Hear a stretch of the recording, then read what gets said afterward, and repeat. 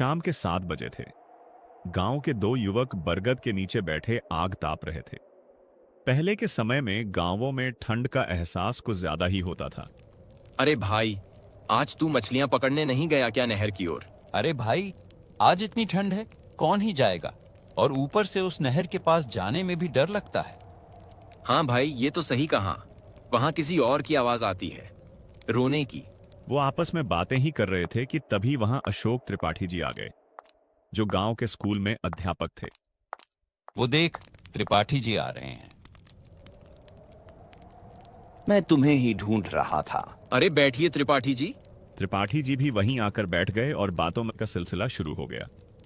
मुझे लगा तुम आज मछलियां पकड़ने गए हो। अरे त्रिपाठी जी, वो जगह ही श्रापित है। ये तो है, वहां हर कोई रात में भी जाने में डरता है। अरे त्रिपाठी जी, आपके साथ भी तो एक घटना घटी थी स्कूल टाइम पर। वो तो काफी दिल दहलाने वाली थी। उसके बारे में आज भी सोचता हूँ तो रोंगटे खड़े हो जाते हैं। त्रिपाठी जी, एक बार सुनाओ ना। हाँ त्रिपाठी जी, सुनाओ ना वो घटना। सुने हुए काफी समय हो गया है। दोनों उस घटना को सुनने के लिए जिद करने लगे। ठीक है, सुनाता हूँ। कहानी है 17 साल पहले की। उस वक़्त मेरी उम्र 23 साल थी। मैं परीक्षा देकर अपने गांव लौट रहा था, लेकिन काफी देर हो चुकी थी। शाम के करीब 7 बजे मैं स्टेशन पहुंचा। स्टेशन लगभग सूना पड़ा था, क्योंकि उस जगह लोग रात में रुकने से डरते थे। कुछ देर बाद ट्रेन आई और पटरी पर आकर रुक गई।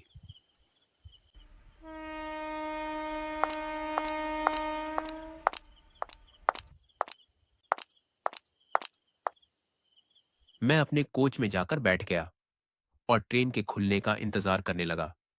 और बाहर का मौसम काफ़ी ज़्यादा ख़राब हो रहा था। ऐसा लग रहा था जैसे कुछ अनहोनी होने वाली हो। तभी मेरी माँ का फोन आया। जी माँ। बेटा, कहाँ हो? अभी तक घर क्यों नहीं पहुँचे? माँ, मैं अभी ट्रेन में बैठा हूँ। इतनी देर क्यों हो रही है आने में? दरअसल आज आखिरी पेपर था, इसलिए दोस्तों के साथ पार्टी कर रहा था।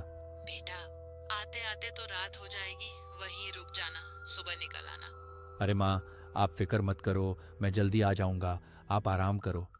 ठीक है बेटा, जल्दी आ जाना, मैं तुम्हारा इंतजार कर रही हूँ। अरे माँ, आप इंतज़ार मत करो, आप खाना खाकर सो जाओ, मुझे लेट हो जाएगा। पहले घर आओ, फिर आकर बात करेंगे। माँ चाहती थी कि मैं रास्ते में ही रुक जाऊं, लेकिन मैंने उन्हें भरोसा दिलाया कि मैं जल्दी घर पहुंच जाऊंगा। फोन कटते ही मन में अजीब सी बेचैनी होने लगी। मैं बुदबुदाया, इतनी देर हो चुकी है और ट्रेन अब तक क्यों नहीं चली? तब एक बुजुर्ग आदमी मेरे पास आया। अरे बेटा, कुछ पैसे दे दे। अरे चाचा, आपने इतने अच्छे कपड़े पहने हैं और आप भीख मांग रहे हो। बेटा, जहां जा रहे हो वहां मत जाओ, क्योंकि जो भी जाता है वो कभी वापस नहीं लौटता। एक पल के लिए मैं सन्न रह गया। समझ नहीं आया कि वो क्या कहना चाहता था। आप ये क्या बोल रहे हो? यहां से चले जाओ, मेरे पास पैसे नहीं हैं। ठीक है बेटा, फिर मुलाकात होगी किसी सफर में। मैंने उसे झिड़क कर वहां से भेज दिया। वो जाते जाते बस इतना बोला, फिर किसी सफर में मुलाकात होगी। उसके जाने के बाद भी उसकी आवाज मेरे कानों में गूंजती रही। मैंने सोचा शायद वो पागल होगा। कुछ देर बाद ट्रेन चल पड़ी और जिस कोच में मैं बैठा था वहां मेरे अलावा कोई नहीं था। ट्रेन कभी धीरे तो कभी अचानक तेज चलने लगी, जैसे कोई अनजान ताकत उसे चला रही हो। फिर अचानक वो एक सुनसान जगह पर रुक गई, जहां चारों तरफ अंधेरा और खामोशी थी। तभी सफेद साड़ी में एक खूबसूरत लड़की आई और उसके आते ही ठंडी हवा चलने लगी। अरे भाई साहब, ये ट्रेन कालमोरा जाएगी क्या? हाँ, वही जाएगी, मैं भी तो वहीं जा रहा हूँ। अच्छा, फिर तो सही है। कोई तो कालमोरा का जान पहचान वाला मिला। ये तो सही कहा आपने। अकेले सफर करने में डर लगता है ना, इसलिए कोई जान पहचान का मिल जाता है तो खुशी होती है। ये तो सही कहा आपने, जान पहचान का कोई मिल जाता है तो अलग ही खुशी महसूस होती है। ये ट्रेन कब चालू होगी? पता नहीं, जब से बैठा हूँ ऐसा ही हो रहा है, रुक रुक कर चल रही है। आज रात भर मैं घर तो पहुंच जाऊंगी ना?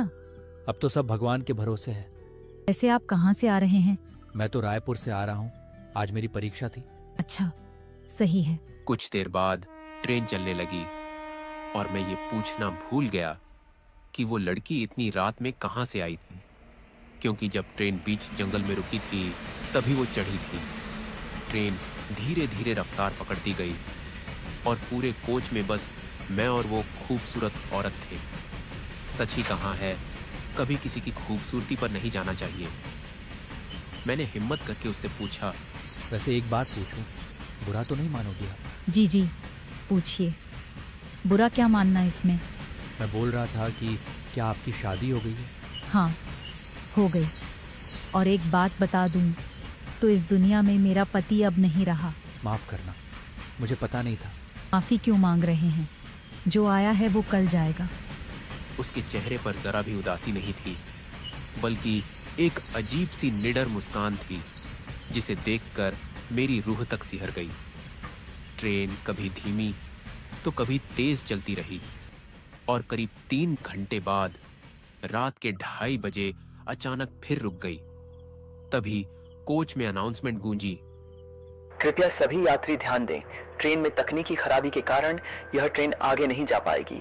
हमें खेद है कि आपकी यात्रा में यह बाधा उत्पन्न हुई। ये सुनते ही मैं सन्न रह गया, क्योंकि ट्रेन घने जंगल के बीच खड़ी थी और चारों तरफ बस सन्नाटा और अंधेरा था। अब इतनी रात में कहाँ जाएंगे? सुबह होने का इंतजार करते हैं। मैं नहीं रुक सकती सुबह तक। यह भी नहीं पता कि सुबह होते ही ट्रेन खुलेगी या नहीं। तो क्या तुम अब इतनी रात में जंगल के रास्ते घर जाओगी? और क्या, मैं तो जा रही हूँ।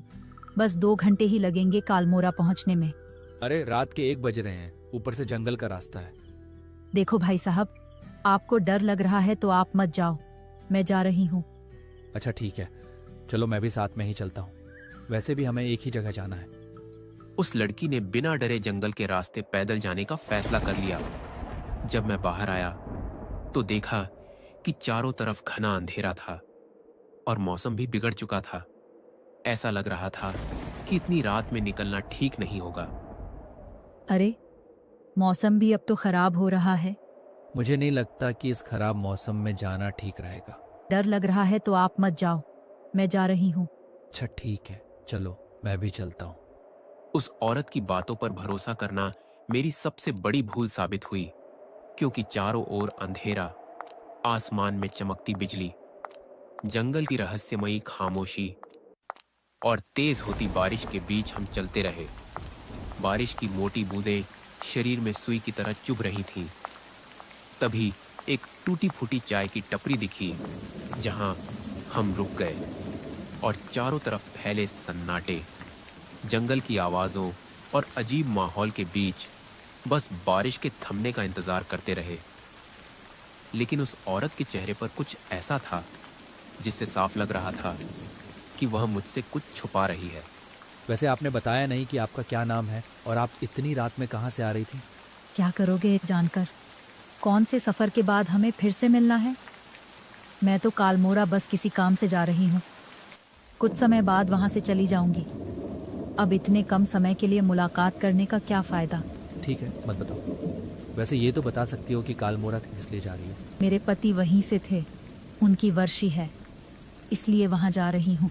अच्छा ठीक है। कुछ देर बाद बारिश थम तो जाती है, लेकिन अजीब सी खामोशी चारों तरफ फैल जाती है। हम दोनों फिर से आगे बढ़ने लगे और जैसे जैसे कदम जंगल के अंदर जाते गए, अंधेरा और घना होता चला गया। गांव वालों की वो बातें मेरे जहन में गूंजने लगी कि जो भी रात में इस जंगल से होकर जाता है वो कभी कालमोरा नहीं पहुंचता। बारिश के कारण ठंडी ठंडी हवाएं चल रही थीं, जो बाहर से भले ही शुद्ध लग रही थी। और जब मैंने ध्यान से देखा तो अंधेरे में वही बूढ़ा खड़ा था जो स्टेशन पर मिला था। उसे देखते ही मेरे शरीर में एक अजीब सा सिहरन और गहरा डर उतर गया। अरे आप वही हो ना जो स्टेशन पर मिले थे? अरे बेटा, तूने किसी और को देखा होगा। मुझे अच्छे से याद है, आप ही थे जो भीख मांग रहे थे। अरे नहीं नहीं, कोई और होगा। मुझे बिल्कुल समझ नहीं आ रहा था कि मेरे साथ ये सब क्या हो रहा है। एक तरफ वो अजनबी औरत और दूसरी तरफ घने जंगल के बीच अचानक मिला वही बूढ़ा। अरे, तुमने किसी और को देख लिया होगा। एक पल को मुझे भी लगा कि शायद आंखों का धोखा होगा। बाबा, कालमोरा का कौन सा रास्ता जाता है? बेटा, इसी रास्ते पर चले जाओ, सीधे सीधे। ठीक है। फिर उसने हमें सीधा रास्ता बता दिया और हम उसी रास्ते पर आगे बढ़ गए। लेकिन मेरे मन में बस यही डर चल रहा था कि पता नहीं उसने सही रास्ता बताया है या गलत। बस किसी तरह ये डरावनी रात कट जाए। हम फिर से आगे बढ़ने लगे और जंगल से कभी भेड़ियों की डरावनी आवाजें तो कभी उल्लू की अशुभ चीखें सुनाई देने लगी। तभी अचानक फिर से बारिश शुरू हो गई, जो इस बार रुकने का नाम ही नहीं ले रही थी। बारिश इतनी तेज थी कि सामने ठीक से कुछ दिख नहीं रहा था। तभी जंगल के बीच एक टूटी फूटी झोपड़ी दिखी, जहां हम बाहर ही खड़े होकर बारिश के थमने का इंतजार करने लगे। तभी अचानक जंगल की गहराइयों से किसी औरत के रोने और बच्चे की चीखों की आवाज आने लगी। और जैसे ही मैंने वो आवाजें सुनी, मेरा गला सूख गया और दिल जोर जोर से धड़कने लगा।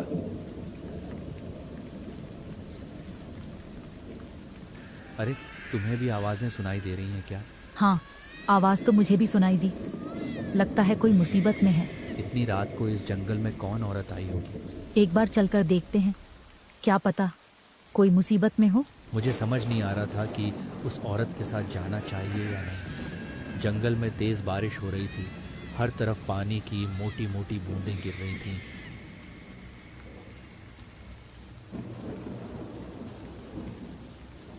कुछ देर बाद बारिश रुक गई और जंगल में अजीब सा सन्नाटा छा गया। आवाजें अब साफ साफ सुनाई देने लगीं, तो मैं और वो औरत आगे बढ़े और हम उस पायल की आवाज का पीछा करने लगे। जैसे जैसे घने जंगल में आगे बढ़ते गए, एक अजीब सी बदबू फैलने लगी, मानो कोई जानवर सड़कर मर गया हो।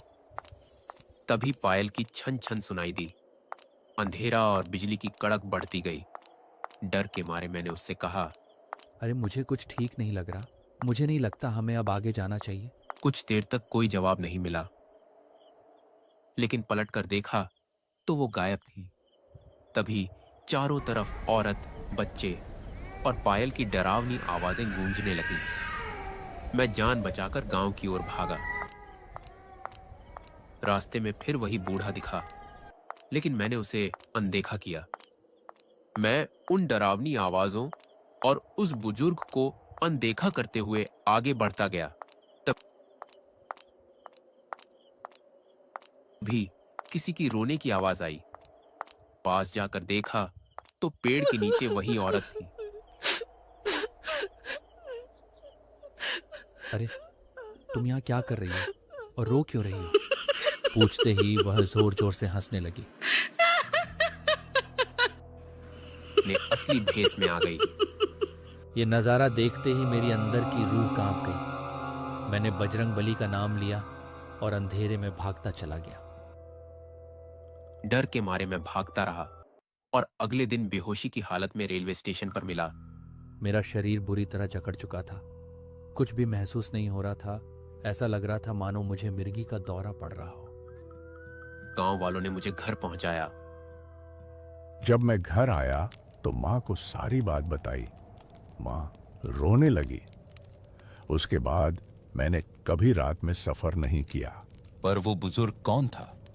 आज तक समझ नहीं आया कि आखिर वह बुजुर्ग कौन था। अरे वो तो उनका छलावा था। लेकिन उसने पहले ही कह दिया था कि यह सफर मत करना, यह सफर बहुत खतरनाक है। भगवान जाने वो कौन था। ये तो वो सच में कोई अच्छा इंसान था या फिर कोई भूत था।